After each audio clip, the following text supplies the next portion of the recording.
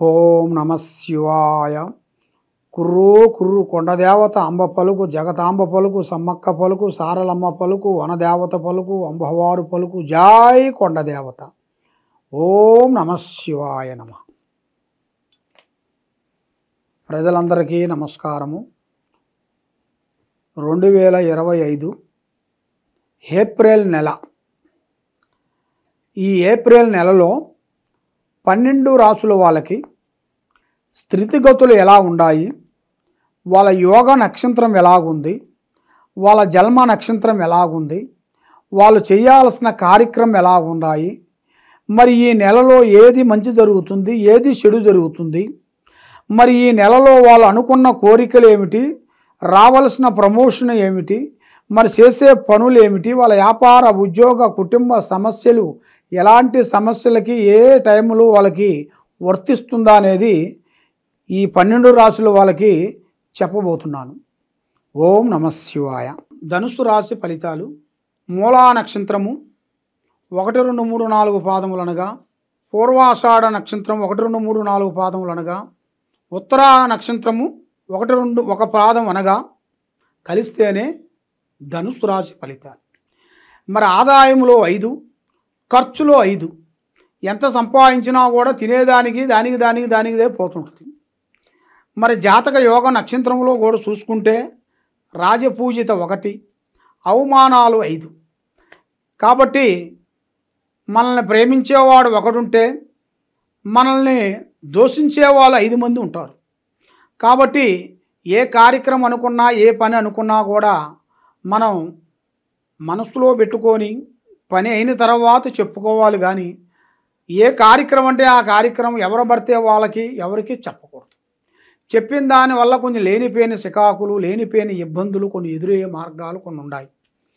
మరి విద్యారంగంలో కూడా మీకు అనుకున్న విద్య, అనుకున్న స్థానము, అనుకునే పనులు పెద్ద పెద్ద స్థాయిగా రావాల్సిన యోగం అనేది మీలో కనబడుతుంది.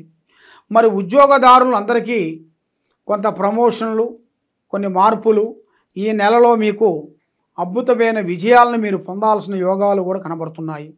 మరి వ్యాపారం చేసే వాళ్ళకు కూడా కొత్త కొత్త బిజినెస్లు, కొత్త కొత్త కార్యక్రమాలు, పెద్ద పెద్ద పనులు కొన్ని పూర్తి చేయాల్సినవి జాతక యోగంలో కూడా చాలా వరకు కనబడుతుంది.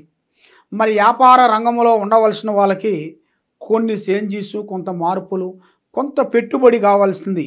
ఆ పెట్టుబడి గురించి వాళ్ళు కొంచెం కృషి చేసినట్టుగైతే వాళ్ళు అనుకున్న డబ్బుని తప్పకుండా సాధించగలుగుతారు. మరి విదేశాల ప్రయాణాలలో కూడా వెళ్ళి అక్కడ కూడా విద్యను కూడా పూర్తి చేసుకొని, ఉద్యోగాలు పూర్తి చేసుకొని అక్కడ సెటిల్మెంట్ అయ్యే మార్గాలు కూడా ఇలా జాతకంలో ఉన్నాయి. మరి ఆర్థిక ఇబ్బందులతో ఇప్పుడు కొంచెం సతమతమయ్యే వాళ్ళందరికీ ఒక మంచి రాజయోగం పట్టే యోగం ఉంది. ఈ ధనుసు రాశి వాళ్ళకి మంచి రాజయోగం రాబోతుంది. కాబట్టి మెయిన్గా ఈ ఏప్రిల్ మాసమున ప్రేమ పెళ్ళిళ్ళు, గృహ ప్రవేశాలు, వీళ్ళకి ఆరోగ్య విధానము విజయవంతమయ్యే మార్గాలు కూడా కనబడుతున్నాయి.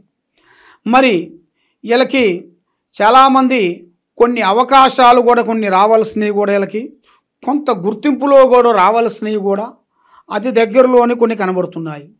మరి భార్యాభర్తల మధ్యలో వైవాహిక జీవితంలో కూడా కొన్ని ఇబ్బందులు, సంతాన సమస్యలు, లేనిపోయిన కొన్ని సమస్యలు కొన్ని ఎదురవుతున్నాయి.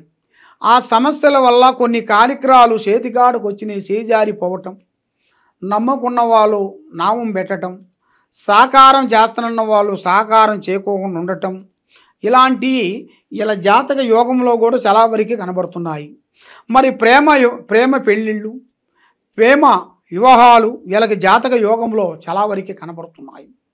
మరి విందు వినోదాలు అంటే మంచిగా గవర్నమెంట్ కానీ ప్రైవేట్లో కూడా ఒక మంచి స్పందన, గౌరవం పెరుగుతుంది. మరి రాజకీయ నాయకులకు కానీ, విదేశాలకు వెళ్ళిన వాళ్ళకు కానీ, మరి రియల్ ఎస్టేట్ చేసే వాళ్ళకు కానీ కొన్ని అద్భుతమైన విజయాలను పొందే యోగం దగ్గరలోనే ఉంది. కాబట్టి ఈ సినీ ఫీల్డ్లో ఉండవలసిన వాళ్ళకి, ఈ తర్వాత యూట్యూబ్ రంగంలో కానీ, ఈ సీరియల్ ఉండవలసిన వాళ్ళకి కానీ కొత్త కొత్త అవకాశాలు కొన్ని రాబోతున్నాయి. కొత్త కొత్త పనులు, కొత్త కొత్త అవకాశాలు ఇలా జాతక యోగంలో కూడా అతి వేగంగా వచ్చే మార్గాలు కూడా దగ్గరలోనే ఉన్నాయి. కాబట్టి ఎన్నో రోజుల నుంచి ఇలా మనసులో అనుకున్న కోరికలు, అనుకునే పనులు, అనుకునే కార్యక్రమాలు ఎన్నో రోజుల నుంచి ఆగిపోయినవి కూడా ఇప్పుడు అతి దగ్గరలోనే కొన్ని రాబోతున్నాయి. కాబట్టి ఒక స్త్రీ నుంచి ఇలా జాతకము అదృష్ట యోగం పట్టబోతుంది.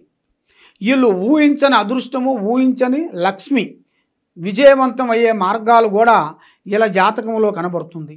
మరి ముఖ్యంగా ధనప్రాప్తి యోగంలో కూడా చూసుకుంటే, భగవంతుడు అనుగ్రహంలో కూడా చూస్తే మేనుగా శ్రీరామ రక్ష, జై శ్రీరామ్, ఆ జై శ్రీరాముని మీరు పూజించినట్టుగైతే, ఆయన నామాన్ని మీరు తలిసినట్టుగైతే, ఆ రామ మంత్రాన్ని మీరు మనసులో పొద్దున సాయంత్రము టయాలలో మీరు జపించినట్టుగైతే మీకు ఉన్న కష్టాలు వైదొలిగిపోయి ఆరోగ్యాలు బాగుండి మైండ్, మనసు, ఆలోచన విధానము అన్నీ కరెక్ట్గా వచ్చే మార్గాలు కూడా మీకు అతి దగ్గరలో కూడా కొన్ని కనబడుతున్నాయి.